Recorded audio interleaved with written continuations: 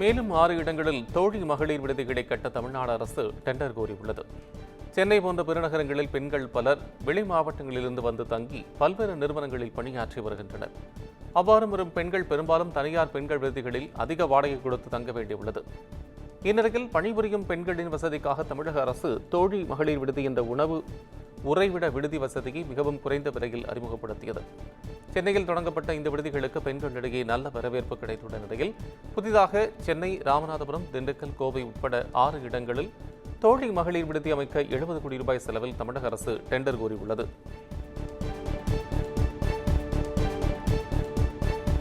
அண்ணா பல்கலைக்கழக மாணவி பாலியல் விவகாரத்தில் யார் அந்த சார் என்பதை கண்டறிய சிபிஐ விசாரணை தேவை என எடப்பாடி பழனிசாமி வலியுறுத்தியுள்ளார்.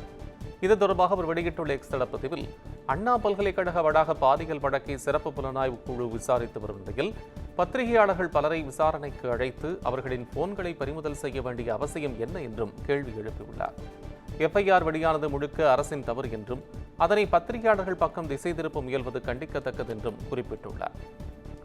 உயர்நீதிமன்றத்தால் நியமிக்கப்பட்டாலும் தமிழ்நாடு அரசு அதிகாரிகள் என்பதால் திமுக அரசு இந்த வழக்கில் ஏதேனும் அழுத்தம் தருகிறதோ என்று சந்தேகம் எழுவதாகவும் எடப்பாடி பழனிசாமி குற்றம் சாட்டியுள்ளார்.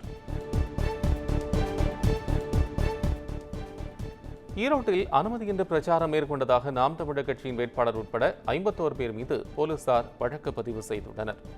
ஈரோடு கிழக்கு தொகுதிக்கான இடைத்தேர்தல் வரும் 5ஆம் தேதி நடைபெறுகிறது. இந்த தேர்தலில் திமுக மற்றும் நாம் தமிழர் கட்சியின் வேட்பாளர்கள் போட்டியிடுகின்றனர். திங்கட்கிழமை மாலையுடன் பிரச்சாரம் முடிவடைய உள்ள நிலையில் இருதரப்பினரும் தீவிர வாக்கு சேகரிப்பில் ஈடுபட்டு வருகின்றனர். இந்நிலையில் ஈரோடு பன்னீர்செல்வம் பூங்கா சந்திப்பில் உரிய அனுமதியின்றி பிரச்சாரம் மேற்கொண்டதாக நாம் தமிழர் கட்சியின் வேட்பாளர் சீதாலட்சுமி உட்பட 51 பேர் மீது தேர்தல் பறக்கும் படையினர் கொடுத்த புகாரின் பேரில் போலீசார் வழக்கு பதிவு செய்துள்ளனர்.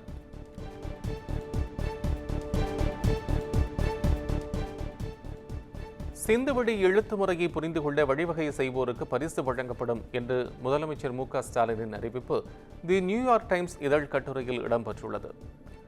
இதனை அமைச்சர் தங்கம் தென்னரசு தமது எக்ஸ் தள பதிவில் சுட்டிக்காட்டியுள்ளார். அந்த பதிவில் ஒரு இனத்தின் வரலாற்றை அறிவியலின் துணை கொண்டு முதலமைச்சர் மு.க.ஸ்டாலின் வெற்றி நடை போடுவதாக கூறியிருக்கிறார். முதலமைச்சரின் இந்த நடவடிக்கையை அமெரிக்காவின் தி நியூயார்க் டைம்ஸ் அங்கீகரித்து பாராட்டியிருப்பதாக குறிப்பிட்டுள்ள தங்கம் தென்னரசு, தமிழ் இனத்தின் பெருமையும் வரலாறும் உலகெங்கும் கொடிகட்டி பறக்கட்டும் என்று கூறியிருக்கிறார்.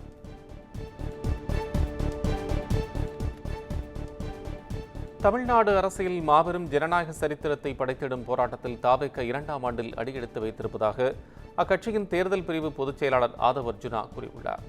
அவர் வெளியிட்டுள்ள எக்ஸ் தளப்பதிவில், தமிழக வெற்றிக் கழகம் சமத்துவம், சமூக நீதி, சமநீதி என்ற மானுட கோட்பாட்டையும் அதற்கு வழிகாட்டியாக கொள்கை ஆசான்களாக 5 வரலாற்று தலைவர்களையும் கொண்டு புதிய சகாப்தத்தை உருவாக்கியுள்ளதாக குறிப்பிட்டுள்ளார்.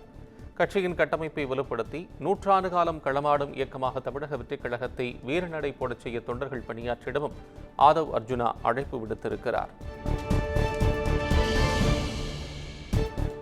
சென்னையை அடுத்த போரூரில் தாவேகாவின் சென்னை கிழக்கு மாவட்ட செயலாளரை வரவேற்க ஏராளமான தொண்டர்கள் குவிந்ததால் சுங்கச்சாவடியில் கடும் போக்குவரத்து நெரிசல் ஏற்பட்டது. தமிழக வெற்றிக் கழகத்தின் சென்னை கிழக்கு மாவட்ட செயலாளராக பாலமுருகன் என்பவர் நியமிக்கப்பட்டுள்ளார். அவருக்கு வரவேற்பு கொடுக்கக்கூடிய வகையில் ராட்சத மாலை அணிவித்து கிரண் மூலம் மலர் தூவ கட்சி நிர்வாகிகள் ஏராளமானோர் போரூர் சுங்கச்சாவடி அருகே குவிந்தனர். இதனால் அப்பகுதியில் கடும் போக்குவரத்து நெரிசல் ஏற்பட்டது.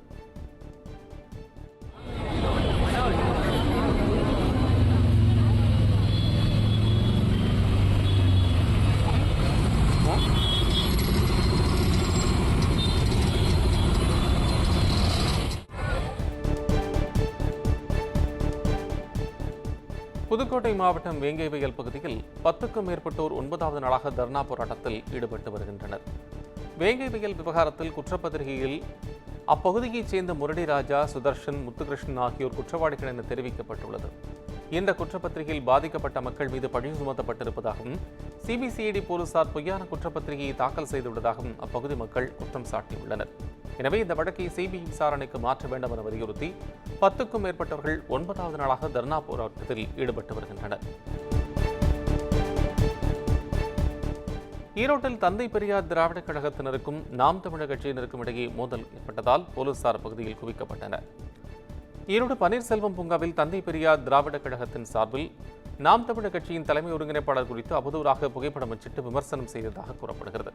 இதனால் தந்தை பெரியார் திராவிடர் கழகத்தினருக்கும் நாம் தமிழர் கட்சியினருக்கும் இடையே மோதல் ஏற்பட்டது. இந்நிலையில் பதற்றமான சூழல் நிலவுவதால் 50க்கும் மேற்பட்ட போலீசார் அப்பகுதியில் குவிக்கப்பட்டனர்.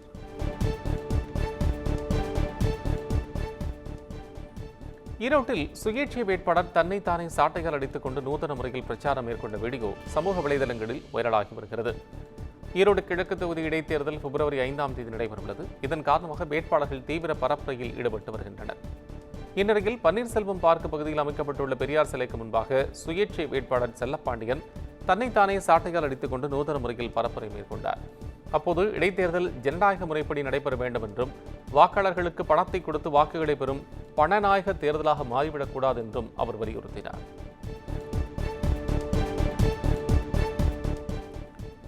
சென்னை பரங்கிமலையில் பொதுமக்களின் பயன்பாட்டிற்காக திறந்து வைக்கப்பட்ட விளையாட்டு மைதானத்தில் விளையாட பணம் கேட்பதாக மக்கள் குற்றம் சாட்டியுள்ளனர். பரங்கிமலையில் கண்டோன்மெண்ட்டுக்கு சொந்தமான விளையாட்டு மைதானம் உள்ளது. இந்த மைதானம் கண்டோன்மெண்ட் சார்பில் மேம்படுத்தப்பட்ட நிலையில் மத்திய இணையமைச்சர் எல் முருகன் பொதுமக்களின் பயன்பாட்டிற்காக அதனை தொடங்கி வைத்தார். இந்நிலையில் அங்கு விளையாட அனுமதிக்கப்படுவதில்லை என்றும் ஒரு நபருக்கு மாதம் 30,000 ரூபாய் வரை கேட்பதாகவும் மக்கள் குற்றம் சாட்டுகின்றனர். மேலும் தமிழக அரசு இதில் தலையிட்டு உடனடி தீர்வு காண வேண்டும் என்றும் கோரிக்கை விடுத்துள்ளனர்.